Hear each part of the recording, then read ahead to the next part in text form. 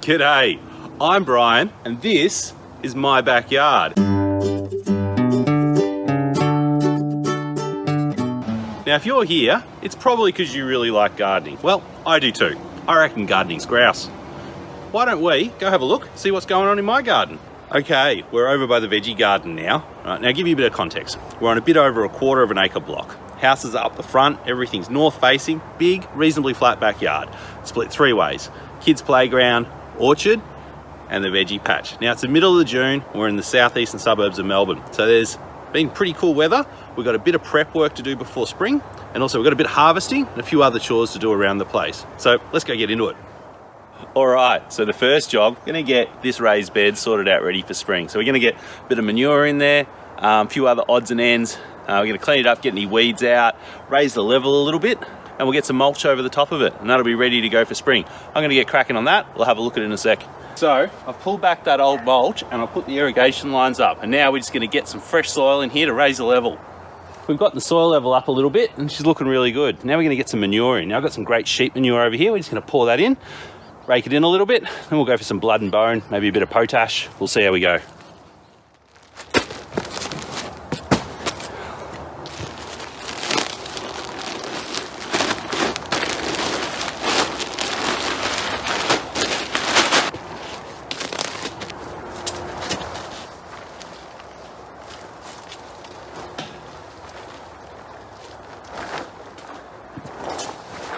There we go.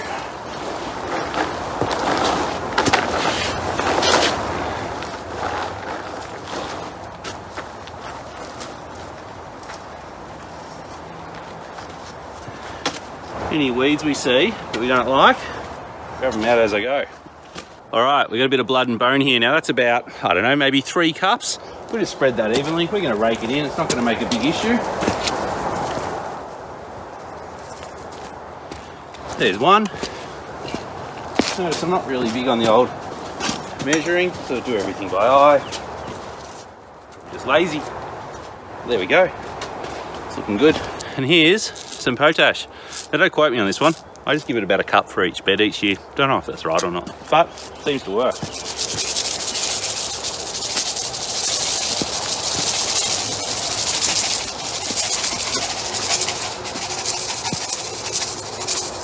Yeah, Bob's your uncle. Let's rake that in. Give the old metal rake a go. Just be able to turn it all over a little bit. Get it in that top couple of inches of soil. Then we can mulch over the top of it.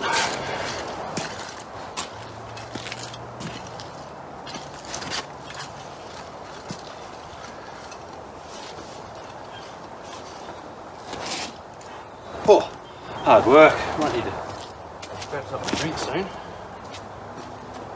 I reckon we'll find something in the orchard. Wow, how good's that looking?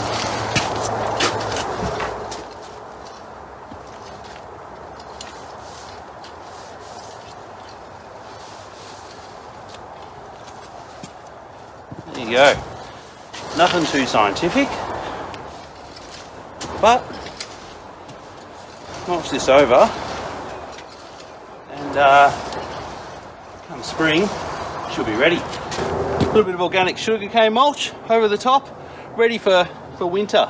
I'll just drop the irrigation lines down, and then I think we'll duck into the orchard, get something to drink. It's been a hard day.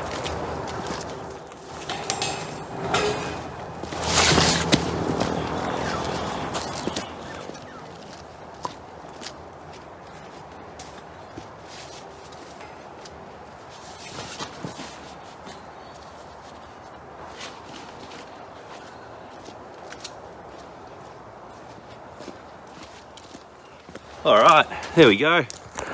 Alrighty, so when I say head out to the orchard, what I really mean is turn around. So there's the bed we just finished off. Turn around, here we go. Now, we'll spend a bit of time talking about the orchard in a future episode.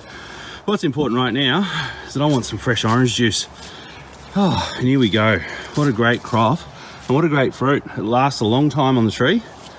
Stores well in the fridge or on the bench, and makes some fantastic juice. Now, I'm going to snip a few of these off with some Falco 310s. great tools, love them. So we're just going to do that a little bit, and it's probably going to be a bit difficult to do that with 2 hands. Probably should have brought the tripod, so just imagine we're going to give that a snip and grab a few. Okay, there you go. That'll make a nice little drink. Geez, there's a lot still on there.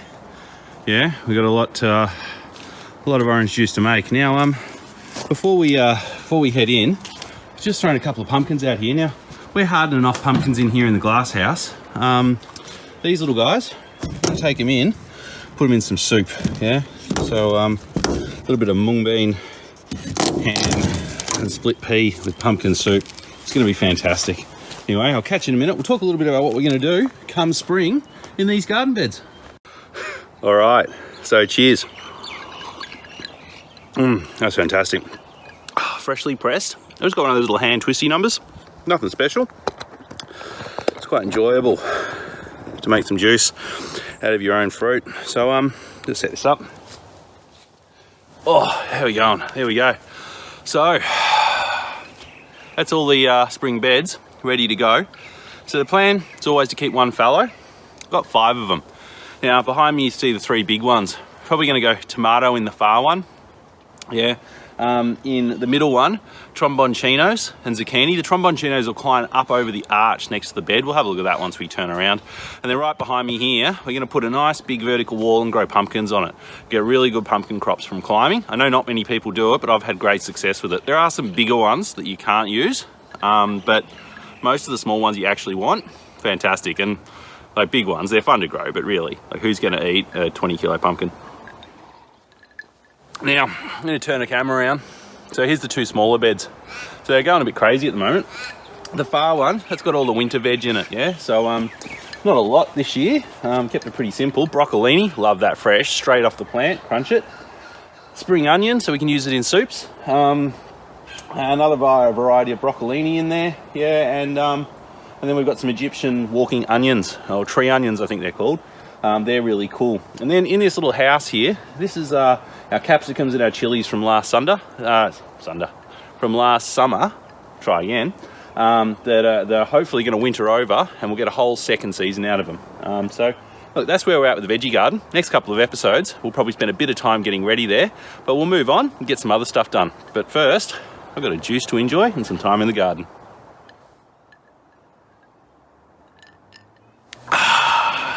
Hey, wait a second, back up. So I did say we're gonna have a look at the arch. So this arch, picked it up off hard garbage. Amazing, yeah? Stuck together with a few things. Some old gate that we use there. So tromboncino is gonna climb up, and look at this. Some old fence panels, and they're gonna climb all over that and hang down. They're pretty amazing things, the old tromboncino. If you haven't grown one before, give it a Google, but they can be monstrously large, but when you get them young, they're very sweet little zucchini and quite funny looking things as well. Now the other thing is, I talked about going fallow in one of the beds. So the winter bed here, it's going to be the candidate this summer. So we're going to probably put some snow peas in there, fix some nitrogen into the soil. We'll get some harvest out of those in the early spring, but beyond that, we'll knock them over, dig them in as a green mulch, and that bed will rest up through the summer and probably through the next winter as well, and it'll probably come back as the tomato bed in the summer after. But anyway, I'll see you on the next job. Hi. G'day. All right, so we're on to the next job. Now, middle of winter, mid-June, tomato seedling time. So we get some seeds in. Yeah, now, sharp eye will notice we've got a couple of tomatoes over there. I actually found those in the garden. They'd self-propagated, so transplant them into some pots. We might get an early run with them, we'll see. But I definitely know that I want to be putting all my tomatoes in late September, preferably, or early October, which means we need to get them into trays now. Now, I've got an assistant here. This is Paige. Paige is an expert at putting seeds in trays, but today what she's going to start with is filling out our seedling trays with some nice seed raising mix. All right, you ready to do this, Paigey? Yeah. Let's do it. Give me a high five. Bang. All right, you want to get a tray ready? Okay, so I'm just going to cut this open for you. Yeah. There we go. Now you've got your little shovel there. Yep, and you can just whack that in there for me. Straight in. Good work. We just fill them up nice and loose. Yeah. Paige is going to jump straight on the next one. Yeah, nice and loose. Bang. Here we go. All right. So while Paige is doing that, I'm just going to go through and have a quick look at what seeds I'm going to whack in. So, got some nice little pink bumblebee tomatoes, a couple of packs of marigolds. We'll get those in so they get a bit of a head start. Bit of Roma, bit of climbing pea, some snow pea, probably good to get them in too. San Marzano tomato, now that's a cracker from last year, it's an heirloom. And then my favourite, Tigerella, so I love a Tigerella, we'll get those going as well. So that's the plan. We'll probably just let Paige finish off what she's doing and we'll jump back down close up once we're whacking some seeds in trays. Alright, so our expert is he's getting our little holes. You want to show us what you're doing, Paigey? Nice. Okay, good. So we'll get it like that and we'll get some seeds in. What do you reckon? Yeah. Cool. Alrighty, there we go. Okay, so Paigey, you want to give me 2 of those in each hole, I reckon? What do you reckon? Yep.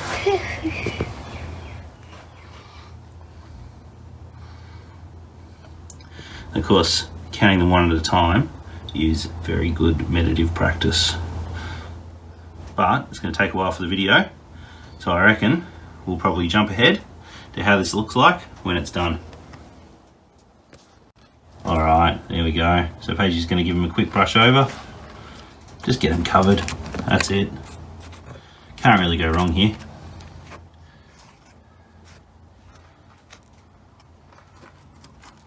Well, that one was a bit out there, but we'll see how it goes. Beautiful. Alright, give him a spray, Paigey. A bit further back and a lot more. Nice. We'll finish that off and we'll move on to these guys. Now I never use these material or peat, I think it is. Peat formed little cups, but they came free with some other stuff, so let's give them a crack. Now for some snow peas. Yes. They'll come up really nice just at the start of spring and we'll have lots for our salad. Alright, so we're all done. Alright, so we got the marigolds, we've got the tomatoes, and we got some snow peas in. Sounds like a really good start to a new season, given the fact it's only just the middle of winter. So I'm going to give these a bit of a spray in, yeah? Probably go fairly aggressive. Now I'm not using a watering can or anything, because it tends to displace the topsoil and expose some seeds. So I prefer to go like this, and I'll just come back and do this a couple of times today just to make sure they're nice and wet. Now Paigey's going to whack the extra little house on. Now we are in a glass house, but putting this on I find really helps to raise that soil temperature internally, which is really what we're after. I think I'm right in saying that you don't need much in the way of light to germinate seeds. What you do need is some not too dusty, but nevertheless warm little glass houses. So we'll close those off. Alright, we're done. Now, something worth talking about is that a lot of those seeds were purchased in 2017. Yeah, so they're 4 years old at the moment.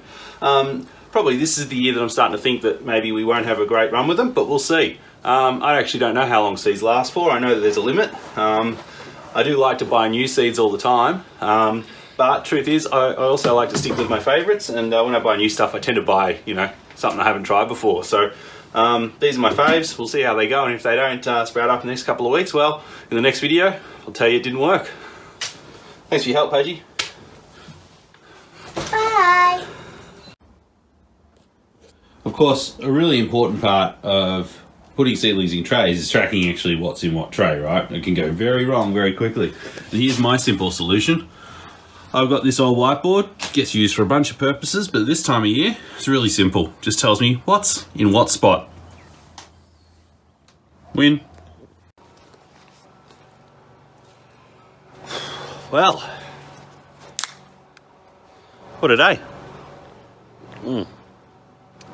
Sun will start setting soon. It'll be beautiful out here.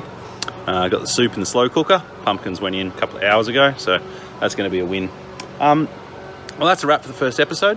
Thanks for joining us in Brian's backyard. If you liked the video, give it a thumbs up. If you want to be here for the next one, hit the subscribe button. Plan is we'll do a video every couple of weeks, maybe once a month. Just give a rolling focus on what's going on in my garden. As I say, thanks for joining me in Brian's backyard. Cheers.